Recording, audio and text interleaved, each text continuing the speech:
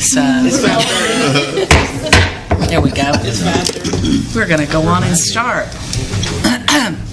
I want to call this meeting to order, and the first order of business is approval of the agenda. If you've got your agendas pulled up, could I entertain a motion to approve the agenda? So moved. Second. We've got a motion to approve and a second. All those in favor? Aye. All those opposed? Okay, we're going to move right on, and I know there's a lot to cover. So we're going to go into 3.1, which these are all no action items, on school finance. We've got Superintendent Matthew Cheeseman and Mr. Carwin that are going to talk us through this. Well, ladies and gentlemen, first and foremost, I want to say thank you for coming this evening. In your Board of Education structure, typically you've talked about the first meeting of the month being a work session and the last meeting of the month being something greater than that. So tonight we really wanted to focus on giving you information that you would be able to leave here with to really look at what is some of the work that's being done in Beaufort County Schools. More so, using this opportunity tonight to really start diving into what type of information would you like to be able to utilize to have informed decisions. So first and foremost in front of you, I want to thank really Mac for putting these together, but you should have in front of you goldenrod and also yellow, and we'll provide this electronically to you in the future, but I thought you just might want to have the opportunity to write on it tonight. But in short, what you have in front of you on the goldenrod is fund for your capital outlay, and this is specific to this year. And so you have a really great opportunity now, since you've had questions about capital outlay, expenditures, what's being done, what's not being done, and what will lead, this conversation will lead into capital outlay if you see on your agenda. But our goal today is to provide you information so you have knowledge. So as you move throughout the district, as you're working with your constituents, as you're talking with teachers, principals, other colleagues and employees, you now have a better understanding of what's been addressed and what has not been addressed, where we are in the process, did we pause it. But from a monetary standpoint, Willie Mack and I felt as though it was really important for you to take a look at where the monies are being spent, how it's being spent, timeline it's being spent. The other document in front of you, that yellow sheet of paper, is more about the revenues of the school system. And so this is essentially other things, not capital outlay.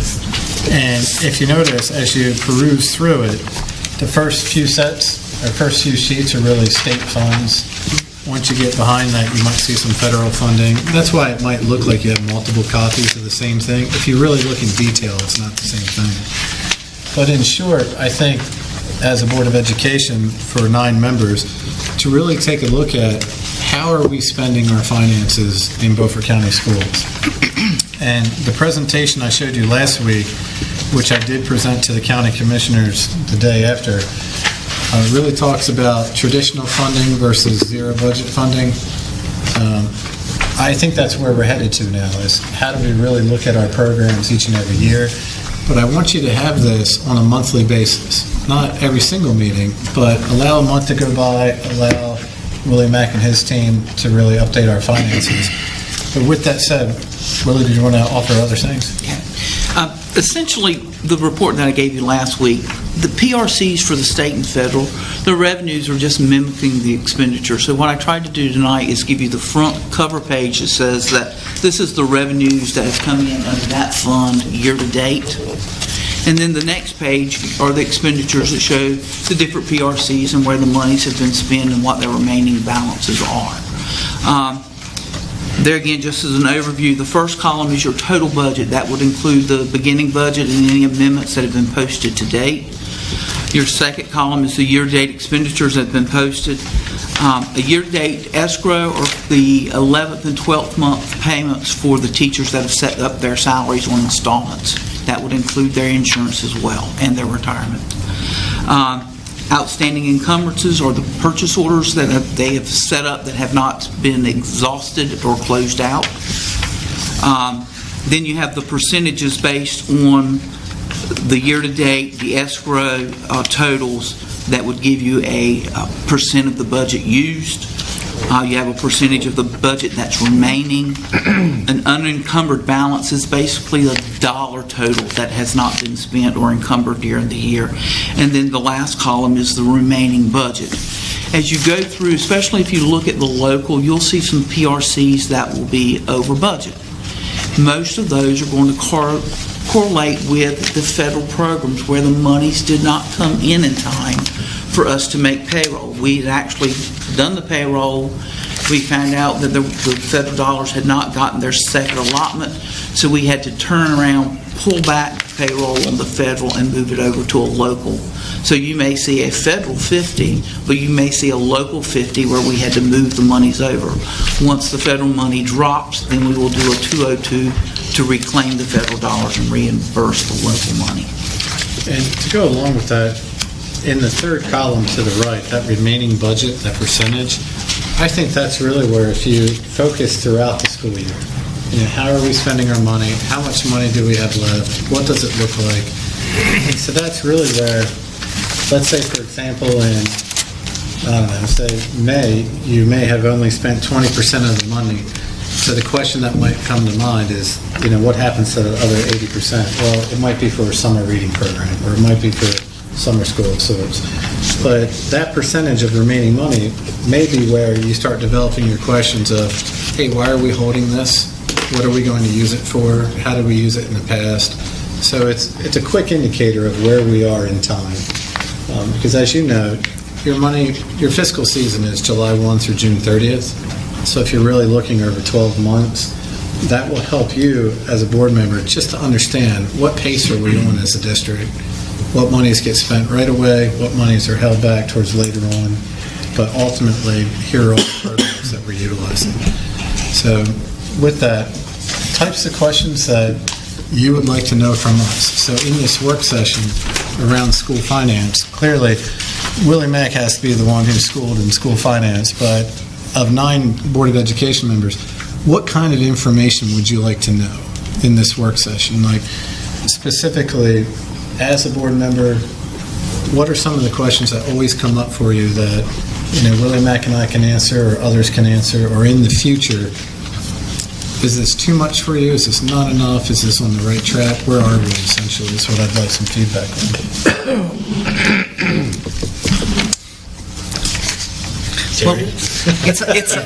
Are you insinuating I always have a question? Well, you usually have the acumen of the 9 of us to...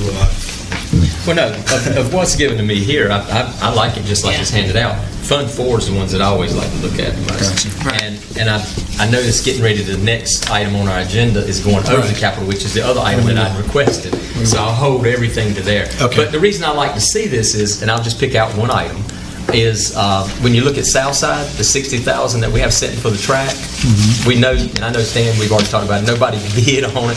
That's the one we haven't been able to get anything done. But I like to see that the money, and my question is the money still there? And if it is still there, how long, we can talk about it later, but this shows me the money's still there. Yeah.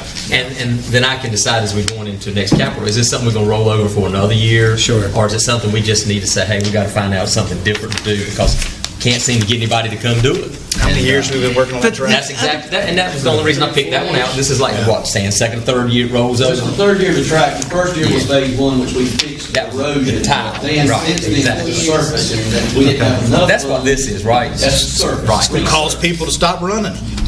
Well, what he said, remember the tile we had put in the Stan took care of? Yeah. That's what was making it a road in the beginning. But that's been fixed. Yeah. But now we can't find anybody to come fix the track. Mr. Carroll. Yeah, this is perfect. This lets me know the money's still there. Just as a suggestion, sometimes if you think about it, our jobs are posted on our website.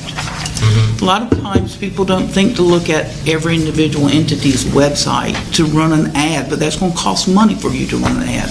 But at least you're going to get it out where someone that would possibly bid would be aware of it.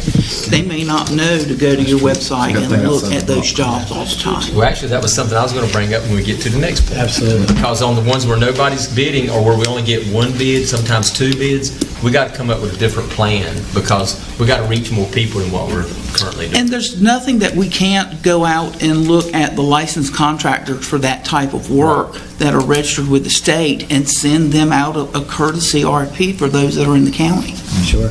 It's a great idea. The other part of it, too, is when you're talking about capital, a great goal that I think we should really strive for is, as you have an understanding of this document in front of you, it allows for greater transparency with your county commissioners. Meaning, I know that many of you maybe have neighborhood conversations, out in the community conversations about what your needs are. But as they ask questions of, hey, what are we doing with that track? Do you still have that money or not? At least you'll be able to say, you know what, might not be able to give you the answer in this moment, but let me get home, I'll take a look at it, and I'll let you know. And so I just think it really increases the relationship opportunity with the county commissioners in that regard. Because occasionally we have moved money around. We borrowed from here and borrowed from there, like at the Northeast and Northside projects.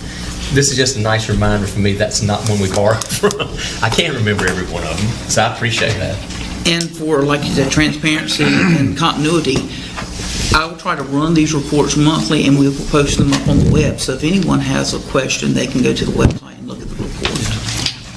I have a question, Willie Mack. In looking at this, and this is kind of my first read of this, I understand on the far left column, and I'm in the yellow for anybody, and I'm trying to follow the lines because they're kind of halfway. Page 107. Yeah. The total for the PRC, the 020 International Faculty Exchange, and it's got 0. Is that the one? Okay. So we didn't budget anything, and yet we're in. Can you clarify that for me, please? That PRC requires a transfer from your local teacher, or your state 001 allotment to pay in that line. I forgot to key it earlier. That waiver is in process, and once it drops, I will pull the money down and cover that cost. Mm-hmm. Okay. So do we not budget anything because it's, help me understand, because that's one of the few that has 0, there's others, but has 0 for the budget. Some of them, that one particularly, I budgeted, and then when the allotment came, we didn't get it, so I tried to true it up to the allotment sheet, and then once the money drops, I'll go back and budget it. Okay. The 45, PRC 45 or 09, those are state benefit covered expenditures that the state will come in later and cover whatever those costs are, be they longevity, disability payments, those type of items are paid in those types of PRCs. So there's not really an allotment, it's they cover the cost. Okay. On these, where it's got a remaining budget, where we are, and there's several, but where we are in negative numbers, are most of those because they're covered by other funds, or is there something that we're glaringly short on that we under budgeted for? Let's look down at PRC 46 and 48. That money just dropped in, and the allotments came in the end of January, and I just have not posted the allotments. Okay. The other ones that you might see that will have a little bit of a flexibility or an issue is where we have paid an employee from a code, and we're now moving them to a different PRC based on their license. I can maybe move part of it, but I can't move the second part until the money drops. So you'll see some negativity there. And I think we discussed this the last time, but on textbooks and digital resources, where we budgeted $88,239, and when you go all the way over to the end, shows a under balance of $61,897. That's where I have to do the carryover. Right. From the prior year, That's another the carryover. 314. Okay. All right. Those were mainly my questions until I can digest it. But yeah, I really like having this. And we're also in the process, I've commandeered Mark's assistant in working to try to get you a clear picture when we go into budget on your personnel of where they're going to fall in the PRCs and the allotments going forward. We have traditionally have budgeted based off of expenditures and not truly done a head count on our positions and where they're going to fall. Every salary item that you all have that has a person or position assigned to it will be identified for you all and Mr. Cheeseman during the budget process. I will not be able to budget with true accuracy the hourly or part-time or substitutes. I will just basically look at the expenditures from the prior year. Okay.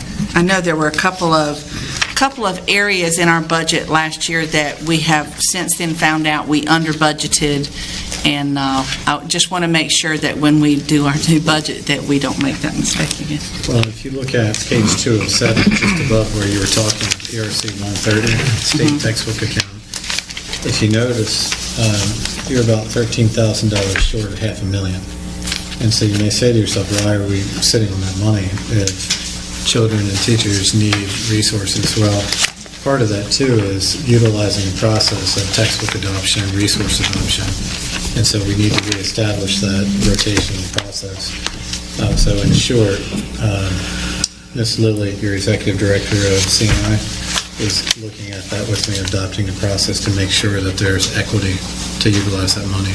So part of some of the explanations to why there might be larger balances is just putting in the process in place so it can be utilized across the district more effectively. And Ms. Walker, the textbooks, I did budget the carryover. The issue that we're having on that 131 line is, remember in the past we could use the textbook 130 money up into 161.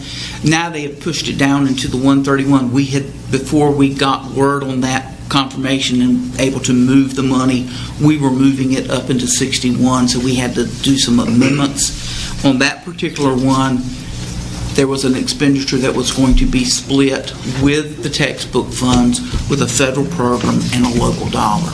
And right now, the federal dollar did not drop until last week or so. We're in the process of keying that 202 because we've requested the money, and at that point I will move the additional money. So that will bring that one in line. Okay. I do hear from different places in the county, teachers say that they're unfortunately using some out-of-date textbooks or novels that, literature, just all around the county, and I want to make sure if we've got extra that we're outfitting those classes so that they're up to date as much as we can. Absolutely. Also, if you look at page 3 of 7 on your yellow, some other topics that have come up in the community with you. If you look at PRC, I believe it's 36 charter schools, but also PRC 39 school resource officers, and just take a look at some of that funding source and that funding stream, just to gain an idea of how we utilize our monies. And so if you're looking at charter schools, and that total budget is about $150,000 short of $1 million. Will and Mac, did you want to comment on what that looks like for us as a district? Right now, anytime the county gives us some additional funding, even for the part that they gave us to cover the SROs, the way it's set up right now, of that 570 figure that they gave us, I have got to, in turn, give the charter school a portion of that money for their safety and security, or dollars to operate their school. So any money that we get for a piece that needs to be a pass-through in the future, we need to say, okay, thank you very much for this part, but if we're going to pay 100%, we need to look into the consideration that we have got to give part of the money to the charter schools. If not, we come up short on those additional dollars. Now, do they have to earmark their money for safety and security, or can they spend it any way they want to? If that's how it's intended for us. I'm not versed enough to know, other than I have an obligation to give their portion. Oh, I understand you have to do that, but it's based on the enrollments of all of the entities, Beaufort County schools and the different charter schools that will appeal to it. And I'm not saying that they're not using it for that. I'm just asking. We don't have an option. Right. Not that we want an option. We want to use it for safety and security. I'm just curious, are they in the same situation and they need to use it that way? You just don't know. I do not know. Okay. From the standpoint, the money that the county gave us, I need to make sure our part goes to that. They don't have to. They don't have I don't know, so. This isn't really a question for you, it's just a thought question, whatever you want to call it. You reckon there's an opportunity, it's an idea we kicked around before, but it didn't make it very far. Is there an opportunity, you think, we can, in talking to the commissioners, stop doing these pass-throughs? We have we're told, basically, we have very little to no control over what SROs do. We don't manage them because they work for the Sheriff's Department. Why don't their money go straight to them rather than coming through for us? Now, I know why, or I have a pretty good reason why it's been that way up to now. Take the past year. We were sitting with, 5 SROs. They decided to go with more. So they decided to give us more money. But let's say we took an additional, let's just make it $500,000. But what happened was our total local fund from previous years was actually reduced to cover part of the extra money that was given to us, which made the net what we received in the $200 to $300, between the $200,000 and $300,000 range. You understand what I'm saying? In other words, we took from the left pocket and put it in the right pocket. But by doing that and then causing it to be a pass-through to us, we lose money in having to give it to someone else, where they should just pass it straight through. We have no control anyway. So there's no point in giving us money that we have to, if the commissioners, do they understand this, I guess it would be the question. If they understand that we're having to give part of that to other folks, they might reconsider the way that they've been doing it in the past and just pay it straight to them themselves. No need to give it to us. Now, I understand what the benefit is, and I don't mean to make anybody upset. I see you already grinning, you already know. The benefit to certain individuals, it looks like we're getting more money, when in fact we don't get more money. I get that, but I'm just that guy. You know, I'm not into playing games. The other piece of it is that last year, correct me if I'm wrong, Mark, we received a $60,000 state SRO grant. Mm-hmm. We've been having that. We received additional monies on top of it, and that additional money will go to them. We do not receive a reduction in receiving this state grant. That money will be a direct pass-through.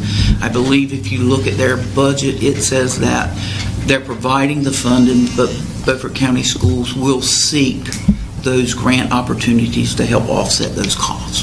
But the original grant, wasn't it scheduled to run out? I mean, it wasn't a reoccurring on and on and on grant, as I understand. I know which one you're talking about, where we hire, we get one under the grant. We pay part of the money. It was like a 50 to a 50% deal. But that was originally only scheduled to be about a 3-year grant. So at some point in time, I think we're about at the point, unless it's been two separate grants. Unless it's been redone by the. There's the original. There's what the state gives us to hire SROs for high schools, and I think, I'm not sure for those. Basically, if we undid the process from the beginning, there would be some of the SROs that we would receive money from the state for, the high schools, and then the additional grant they would receive this year. And I'm not sure you could. Basically, those folks, I believe, would have to. The money would have to come from us, but it wouldn't be a pass-through from our local. It would be state money. So I'm not sure if that would have to be distributed. What would have to happen, I think, would be the remainder of the SROs, in your scenario, would be paid directly from the county and not given to us. Yeah. So basically, if you took all the SROs, we pay for some of them. That's right. And all the remaining ones would be paid for by the county, and there would be no pass-through of funds. That's right. I understand. You end up paying for about 10. And that would be the money where if they would just pass it, not pass it through us, it wouldn't cost us. That's right. The others with the grant, we still got to handle that. I get that. I'm just saying it's a thought. How many charter schools are we dealing with, 2 or 3? I think there's more 7 than or that. 8. 7 or 8. You got to not sit here and name them all. I guess I'm just thinking of Fairgrass, locally. Arapahoe, Montessori. There are 2, what are they called? Audio distance learning. Yes, virtual, excuse me.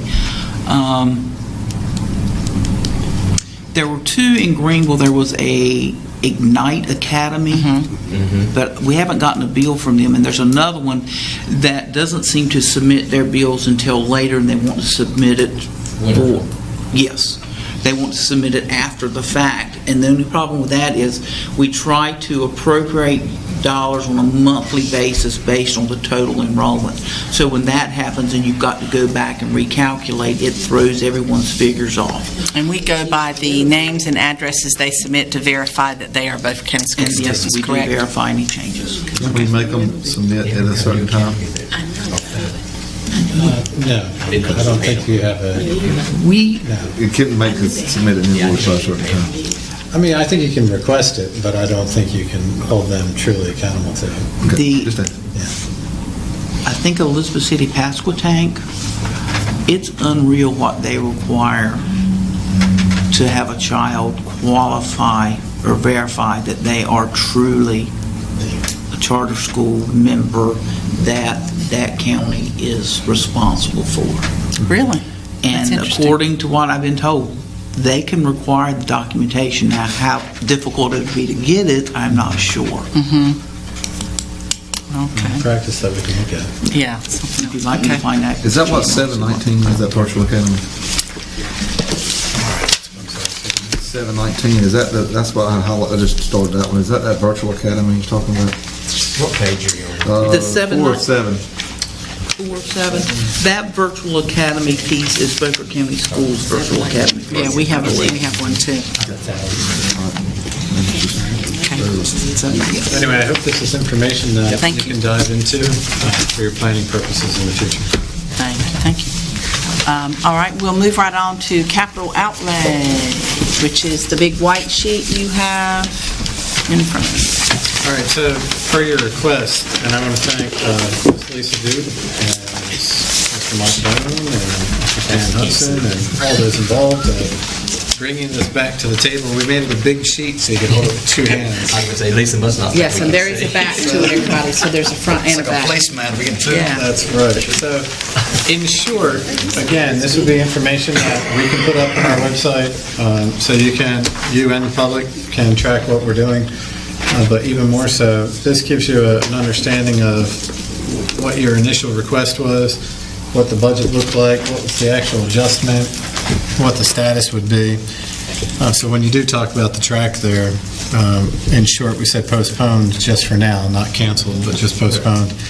But in short, this should give you an understanding of where we are, and Ms. Duke did a nice job of trying to nail down when the completion dates were. There is a back to it, as Ms. Walker said, but this should give you some food for thought in your questioning. And I asked Mr. Hudson to be here tonight just in case you had questions, and he could give you updates on things. Carolyn, I got some questions. Go right ahead. Northeast and North Side, we took 26,000 from each one to do that. If you take the leftover remaining balance, that 13,842, the 10,640, and add them together, you get 24,482.50. And then there's another one down there, $1,910.98. Add that to it, you get 393.48. I think it's been Sigma scribble. That would actually fill in a gap with one of those two projects. Can we do that? And where are we at for North Side and Northeast projects on that building envelope? Are we still pending an engineering study? Yes. And prior to Mr. Chief was coming here, Mr. Nunn and I had several conversations with our attorney on whether or not we could direct hire an architect firm or whether or not we had to put out an RFP to hire an architect firm. And Ms. Edwards kind of let us believe that everything could be decided on Mr. Cheeseman's direction. Well, that's great. So I'll dive into that.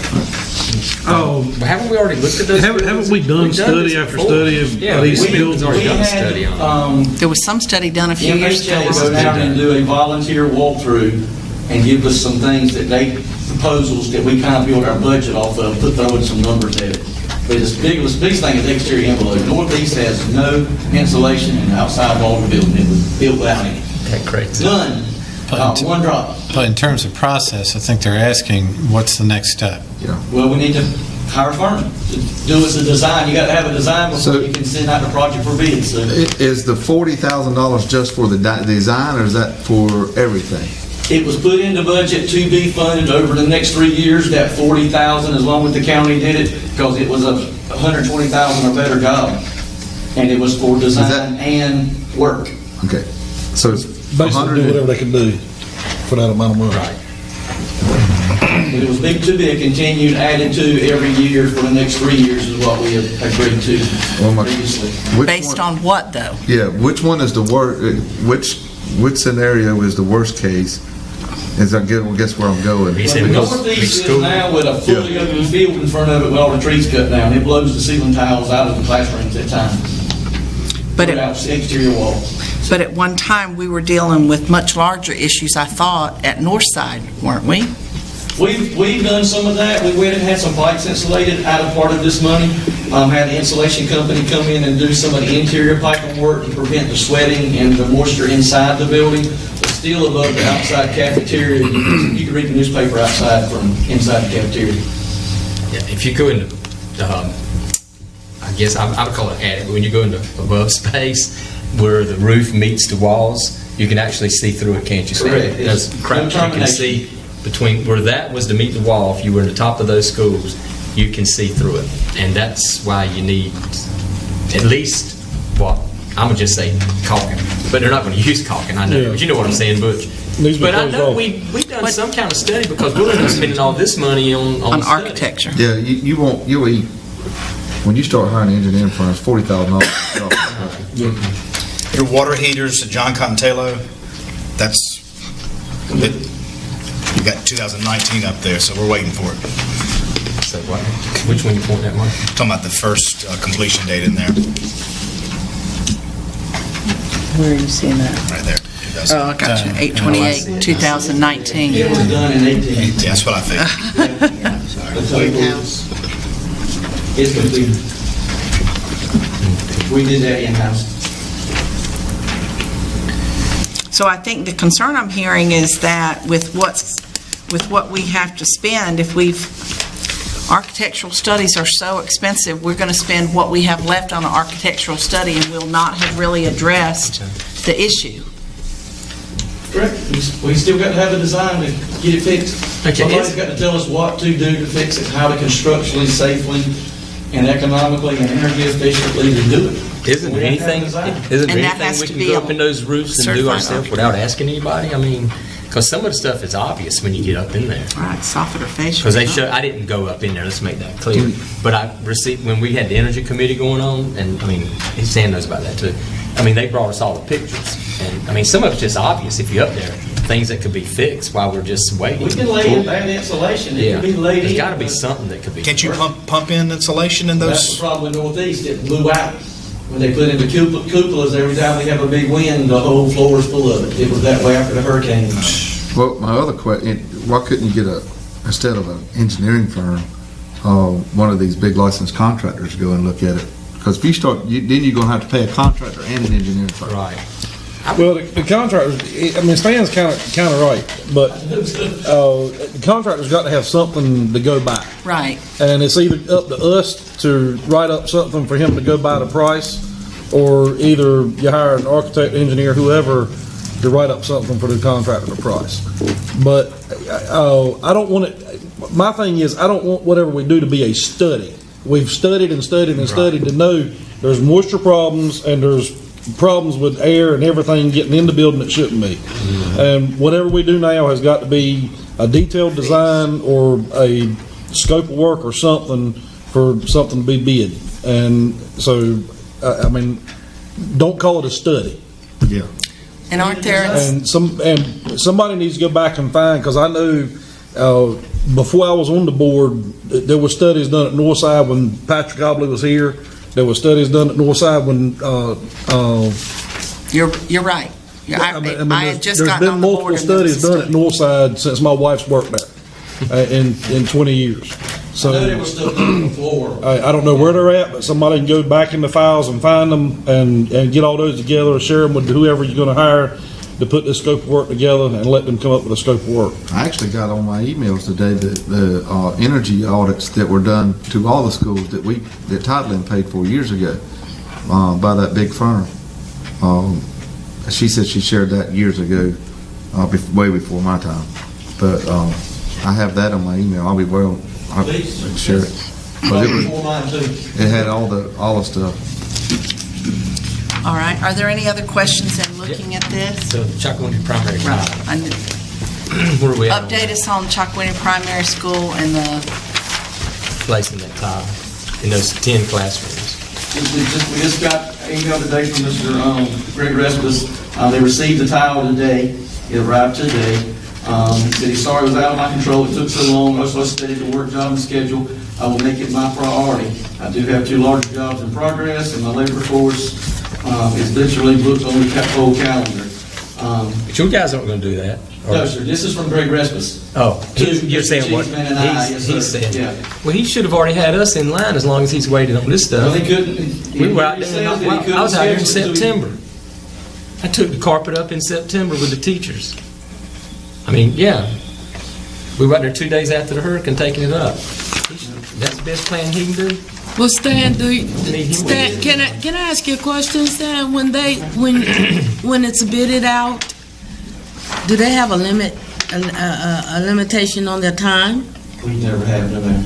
Oh, so they just take the bid? Well, it wasn't awarded until 11/28. And Ms. Vosburg returned the samples on 12/10. On 12/17, they called back and stated the baseboard color she had chosen was out.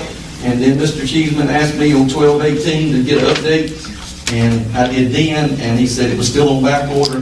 They were expecting it at the end of the 21st or 22nd, which was the following Monday, which was a holiday, but he still didn't get it, and he received it today. He sent an email on the 19th to Mr. Cheeseman and I explaining that, and then he sent one again today. And the reason why I asked, because I know that before that, when there was a bid, when it was bidded out, and somebody accepted the bid, they had 30 days. From 30 to 45 days. We can do that in the future.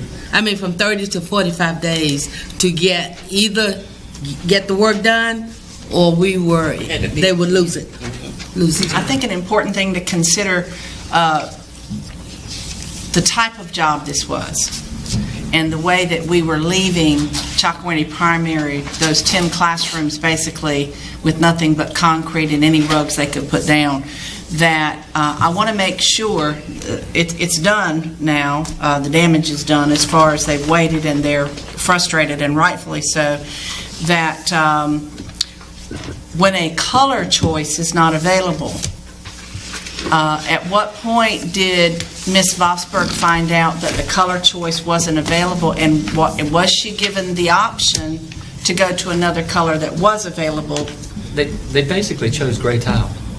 Well, I'm asking him. Yes, I tried to explain a second ago, because on the 17th it was sent to her, it was sent back to him on the 18th, and then on the 31st I went on medical leave and has not been in touch with anybody since until Mr. Cheeseman asked me to contact on the 18th of January.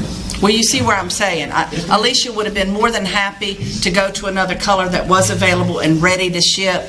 And I just think, this is done now, so we got to try to get it down however we can.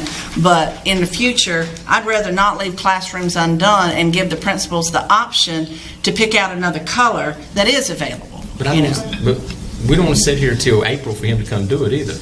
I understand that. But I'm not sure what at this point, since you've awarded it, what are your options? So, you said that the product's in now, right? It was delivered today. So when's his plan to come out and get it done? Well, his email to us, he's read to the board, to everybody supposedly. The way I took it, he was sending it to all of y'all. Then he would try to get it scheduled in the next 2 weeks. Okay. Well, just keep us updated on that. Please express to him our desire. That's why he sent it. We should be his priority. Tell him that I talked to Ms. Vosburg today. She said they can do it middle of the night, weekends. She'll make the school available. Yeah, we had already discussed that. But it has out exterior entrances to all the classrooms. That's right. They come right in the back door.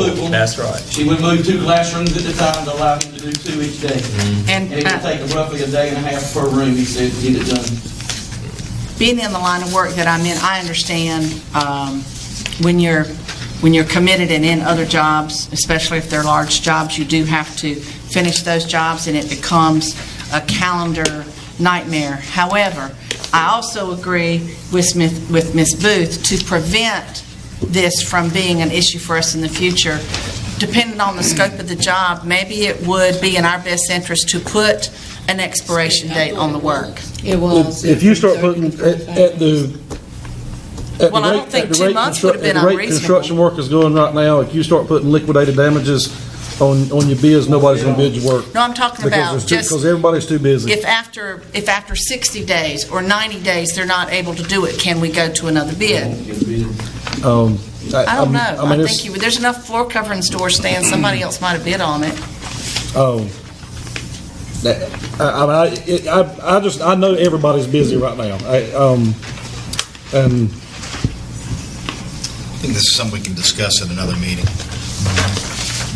Yeah, going forward. I know Mr. Respis will get to us just as soon as he can, just hopefully sooner rather than later. All right, any other questions about the capital outlay? No, thanks for putting it together. Yep. Thank you, Mr. Yes, and we'll go on to 3.3, district staffing. Mr. This is really an update. Mr. Doan and I met, I believe, yesterday to start talking about our recruiting preferences for the upcoming school year. Mr. Doan has, I believe, slated about 5 or 6 opportunities of recruitment fairs that he'll start engaging mostly in March and April. But also just to let you know that myself, Ms. Lilly, Mr. Doan will be sitting individually with each principal this year to talk about their staffing allotments, to truly understand their needs, but also help them understand how to balance their schedules, where counselors will also receive greater professional development around site-based scheduling, just to make sure that we're not so far undersized in the classroom and not oversized in the classroom. And so I just wanted to give you that update. And considering that the state does not drop any type of planning allotments until later into the spring, so right now we're really starting to look at what our vacancies are, and this is a follow-up to your question, Mr. Williams, last week around, where are we now with some of our current openings, how we can fill those positions that have dire needs, and so we're starting that action item right now. Great. All right, thank you. And now, Mr. Singleton, Title I. All right, so as Mr. Singleton starts this is just to kind of give you some context to it. Title I funding through our federal programs is something that many schools in Northeast North Carolina really rely on, especially around personnel. But because of the thinking around principals, the thinking around school leaders, and your thinking, we wanted to give you this information in this presentation really 3 months in advance of when you're really going to have to start making decisions. And so right now, I've asked Mr. Singleton to look at just different opportunities in the district around how do we utilize our Title I funding, recognizing that we do have 3 low-performing schools, and recognizing 2 of those 3 low-performing schools actually receive funding. The other part of that, too, is when we get back to equity in terms of whether we're really utilizing our money appropriately in the best interest of all kids. And so considering, I've asked him to put together a presentation tonight simply of where we are now, what would it look like this year if we had changed our thinking as we move towards the end of this school year and starting to think about funding for next year. And really, the idea stems from the fact that you currently have 8 schools who receive Title I funding, but P.S. Jones, low-performing school, is asking for Title I funding. And so we really want to just talk about, well, what does that really look like? What are the implications across the district if you add a 9th school in? How does that help or hurt other schools in terms of their funding where it is now? So, Mr. Singleton, I jump in. I think I tried to give my best there. And have at it, sir. Mr. Cheeseman did ask me to put together some scenarios, and I would reiterate, as Mr. Cheeseman said, that these scenarios are looking at the current year. If we would have chosen to have included P.S. Jones Title I school, in no way is it looking towards the next year. Because we're FY20 at the current time, there's just too many variables to even put together any scenarios. We do not have any idea what our planning allotment will be. I checked the Census Bureau website today, the poverty percentages for the current year, or rather for FY17, which would be used to determine FY20, are not out. The Congress appropriates funds for Title I through a formula, and part of that formula is based on the number of 5 to 17-year-old children that live within the district, regardless of where they attend school and if they are impoverished. And then it looks at the others who live there and whether or not they're impoverished. So the formula is dual-based. It's based on the number of impoverished children, but also your full numbers of children. And that number that the Census Bureau uses is different from any type of free or reduced lunch number. It is different from any CEP or Community Eligibility Division number as well. So that data is not yet available. We do not know what the Congress will allocate in the coming year. It also varies on the funds that we receive in other ESSA federal programs, including Titles 2, 3, and 4, as well as the amount of carry that we need to make payroll in those first few months, as well as fixed costs associated that the General Assembly will look at. So everything we're talking about tonight is for the current year we're in. And what I did is, and this is hot off the press, the first sheet that I have given you, you've seen these numbers actually before. This is for the current year, what we funded each school in Title I. And I say what we funded each school. These are the funds that we had available to send out to schools after we paid for some things off the top in Title I. The biggest expense is pre-K that we pay off the top. But in addition to that, there are other expenses as well, including funding for homeless students, the requirement of providing transportation for foster students, any type of district professional development that the district would choose to undertake, the cost of administration. The biggest line item in administration is actually indirect cost, and that's the cost that Title I pays back to the district for having the Title I program. So these are the funds that are left once we send them out to school, and it's almost $1.5 million. And on page 1, you can see how we funded each of the 8 schools. I'm just real quickly, the schools are in order based on their percentage of poverty. For example, Snowden has the highest percentage of, the percentage of low-income students based on the community eligibility provision. That's the students that are on SNAP or TANF, which are federal public assistance programs, since we no longer use the free and reduced meals numbers here. And then Bath was the lowest impoverished school. The line in the middle that says actual per pupil allocation, what we do is we take that number, and that's an adjustable number that's determined by the district. Typically what I would do in the spring is I would work with the superintendent and stakeholders and bring a plan to you, and many of you are familiar with the process. But this is what we did this year. The column underneath the green kind of tells you what each school was able to get with the funds that it received. And it's a lot. I've tried to be as detailed as I can so you can see what each school was able to use their funds for the current year. So that is page 1. Mr. Cheeseman then asked me to look at a couple of scenarios of adding P.S. Jones Middle School. What if we would have added P.S. Jones Middle School in the current year to that Title I funding amount?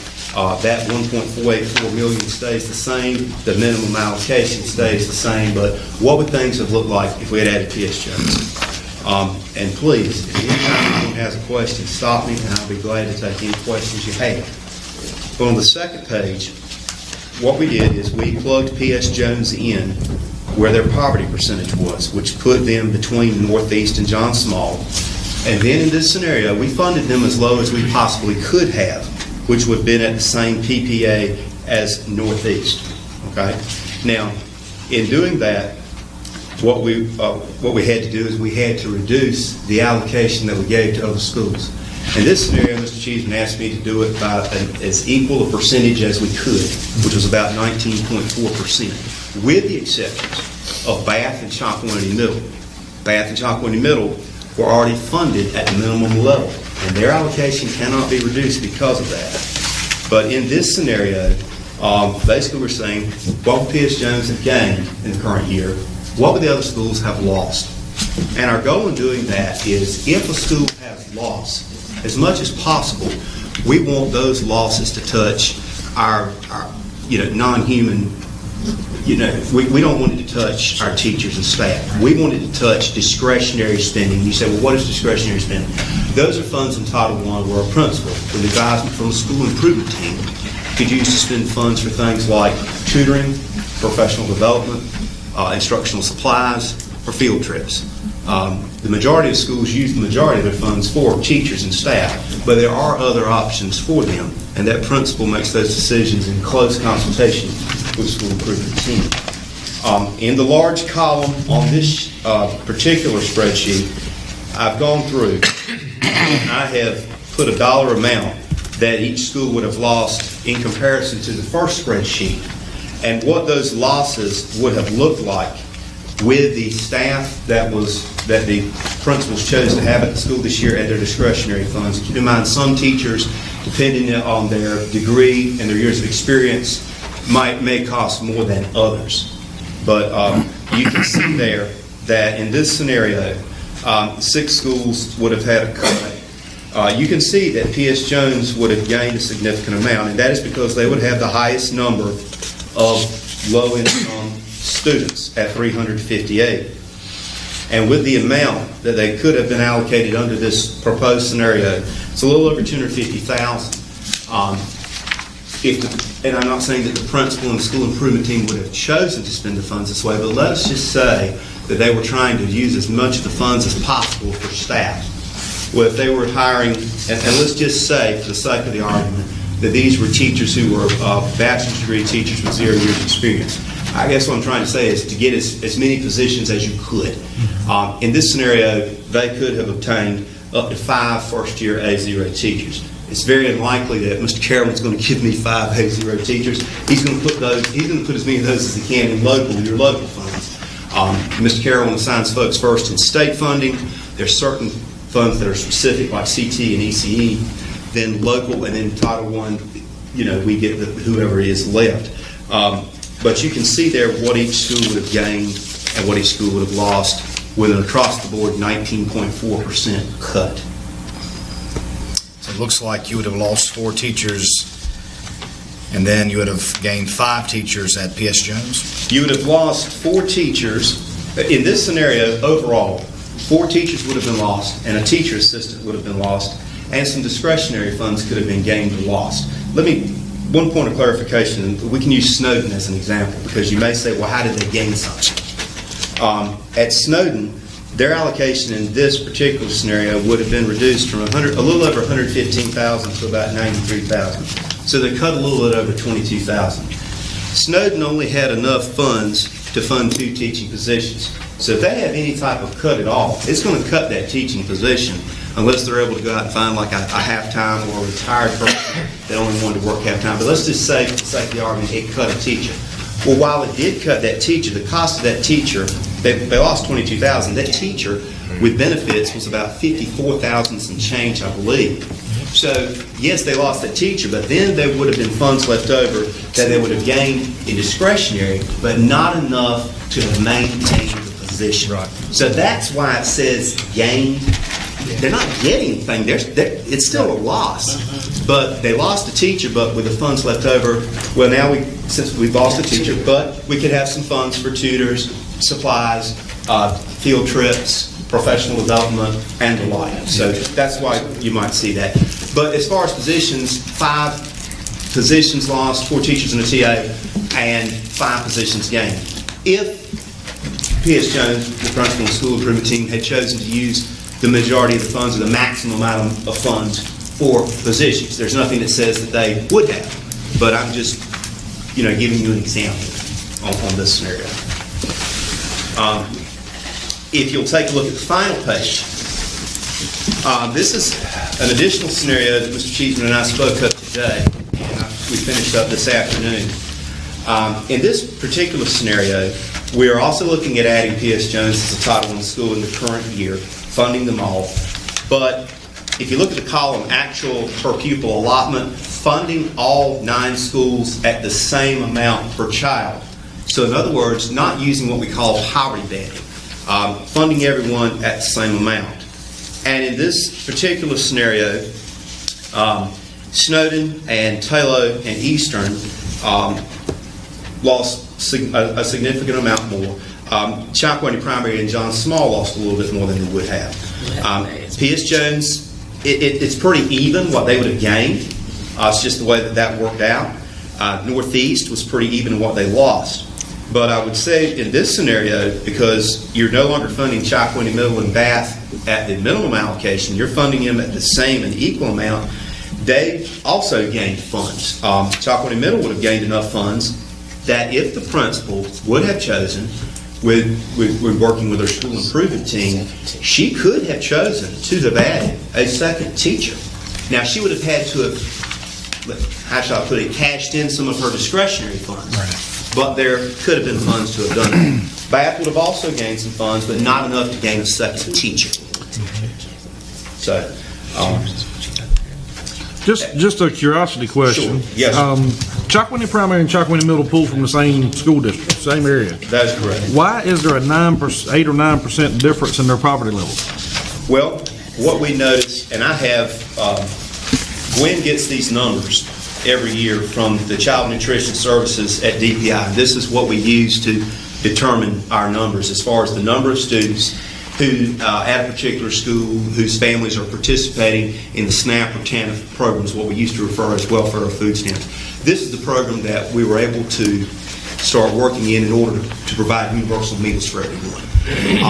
What we typically, when it's free and reduced lunch students, what we typically find is those numbers get lower because children don't bring the application back in. Why that is the case here is harder for me to explain because these are not our numbers. These are numbers that are provided to us by DPI because, to be honest, we don't even know who these students are in the school. No. We have no idea. No, Gwen herself does not even know who they are. So I really cannot give you a good answer to the question. Were you saying, Butch, between CPS and CMS? Yeah. Yeah, it doesn't make any sense. But I mean, I get you.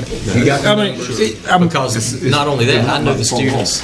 I know the makeup of both schools very well, and I know what happens between the two schools with transfers, and I know that there's no way it makes sense. But he's got the numbers to say it. Yeah, nothing makes sense that CMS would be lower than CPS. Well, Mr. Williams, and I said you got it. I mean, I agree with you. Just another. If you look at Southside, theirs are even lower, and Southside is pulling from the Snowden attendance area. You would automatically think that theirs would be higher. It just doesn't make sense.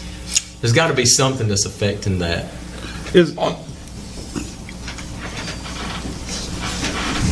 I was like, it could be. Well, I mean, you're taking it's still a percentage. I was thinking it could be total number of students. Make it drop. No, you're right. But it's still a percentage, so it don't. It's still a percentage because in the first column we have the total enrollment of the school, and then the second column, and of course this excludes preschool. This excludes preschool because you can't add your preschoolers because we only have 4 schools with that, and that would be an unfair advantage for the schools with preschool.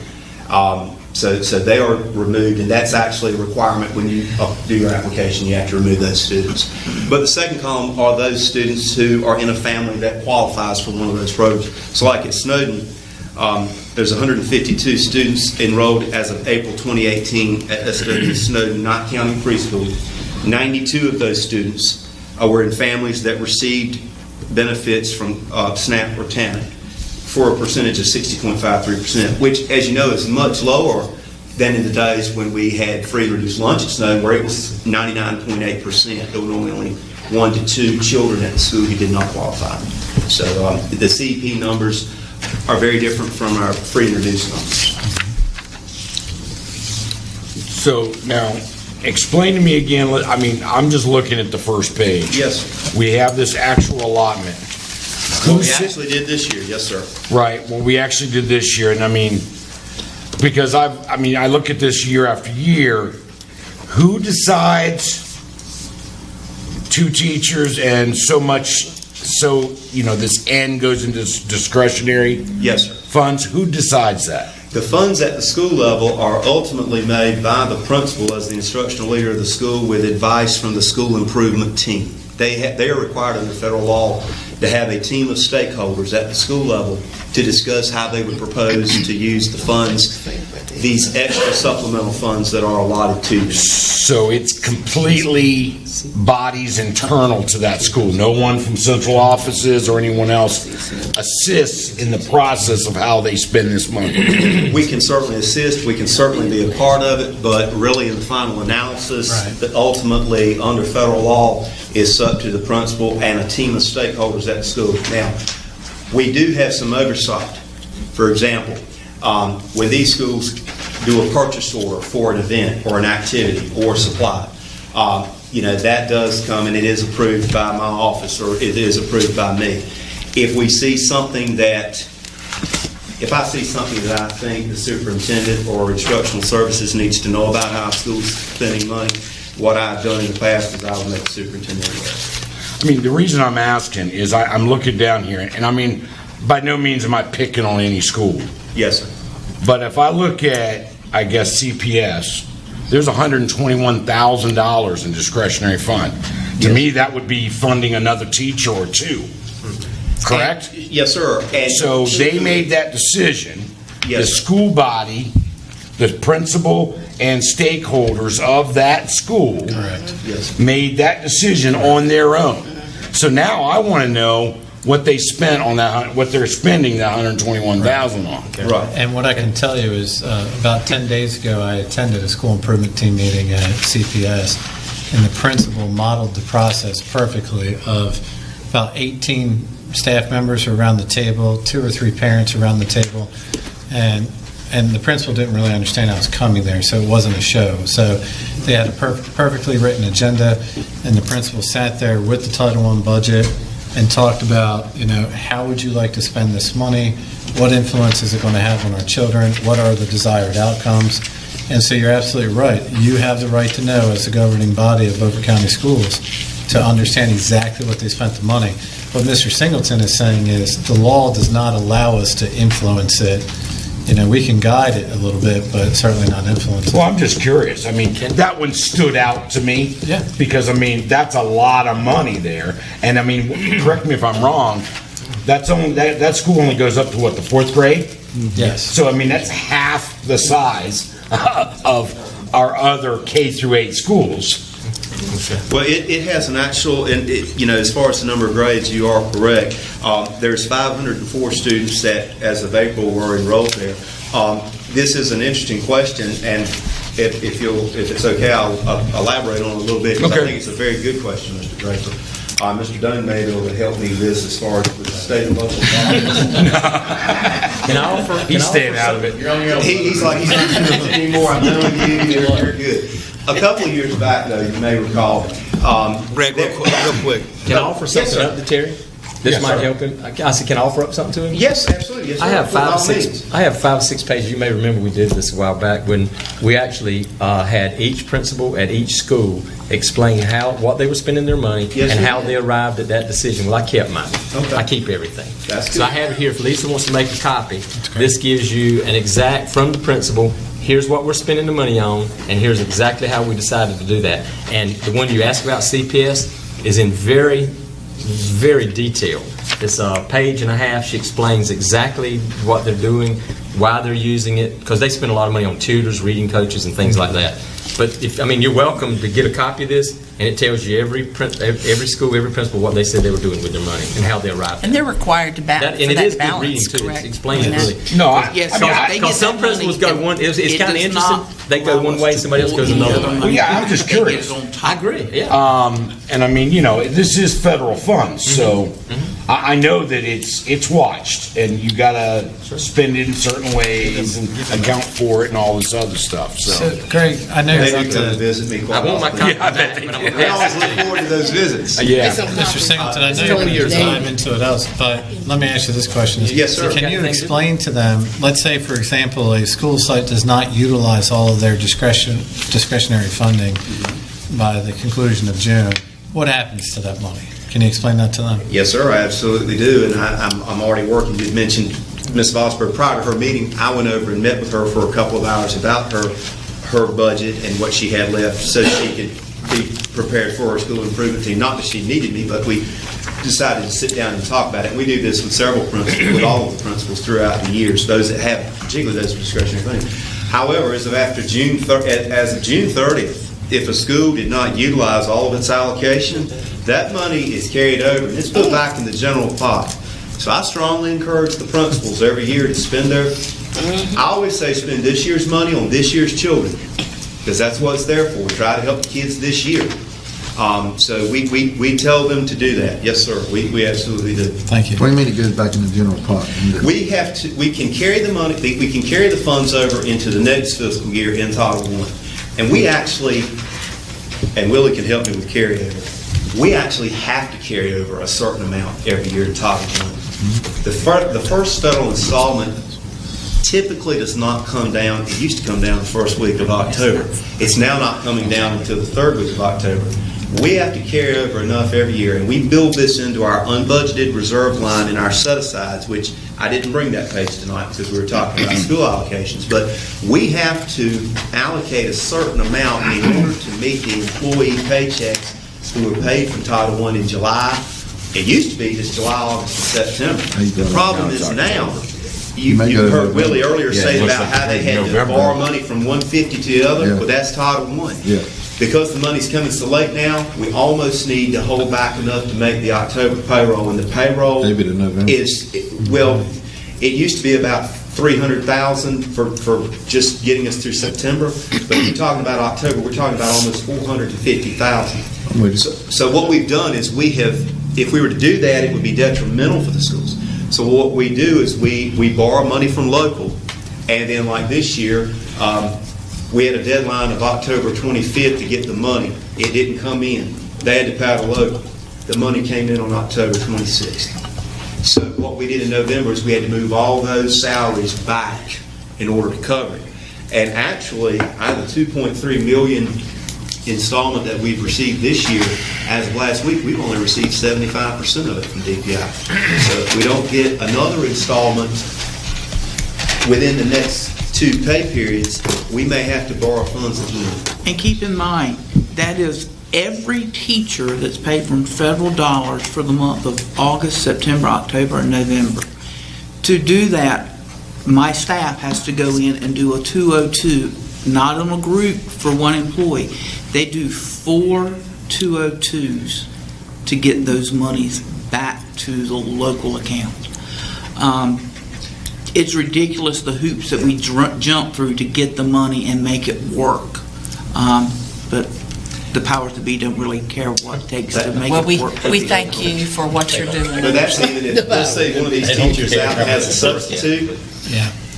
and let's say she's out 4 days and has 4 different substitutes, it takes just as much time to move that 1 day of sub as it does that teacher for the entire month.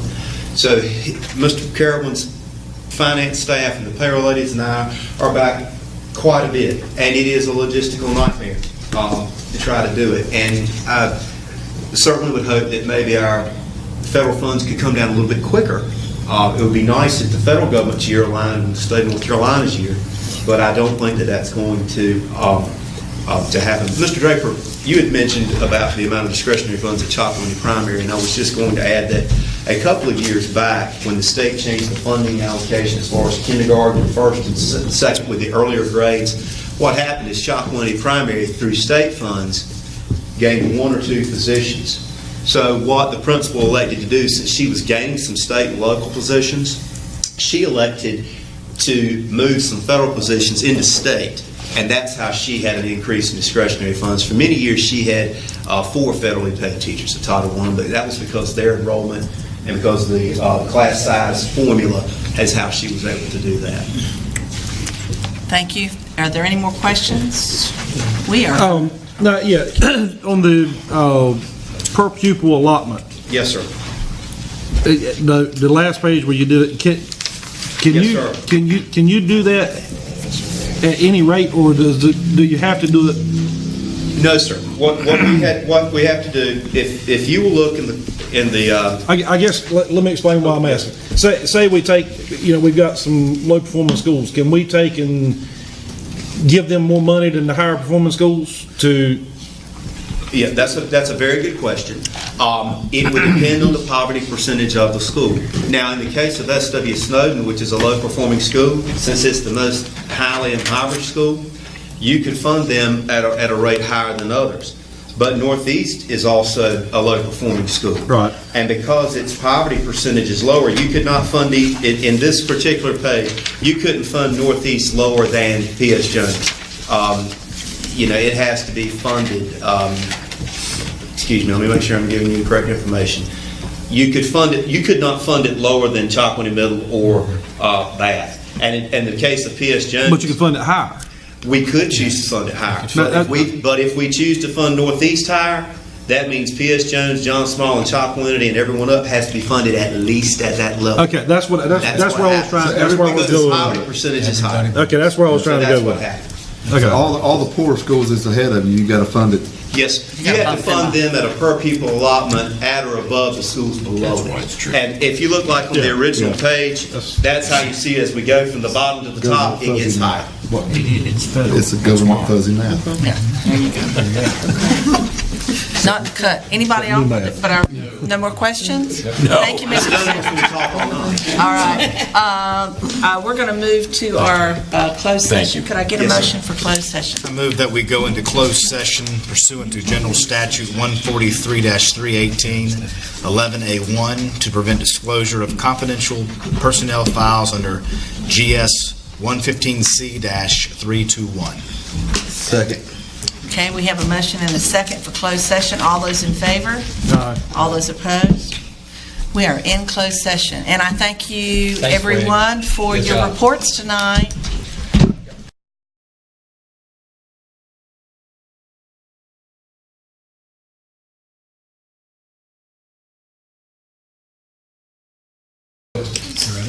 All right, we have a motion to come out of closed session, so we are in open session. Do I have a motion to approve our personnel agenda? So moved. All those in favor? All those opposed? All right, motion carried. We have approved the personnel agenda. Now, superintendent update. So mine will be brief this evening since we met last week. Follow-up county commissioner meeting last Wednesday. I did present to the county commissioners our thinking for the remainder of the school year and preliminary thinking for next year.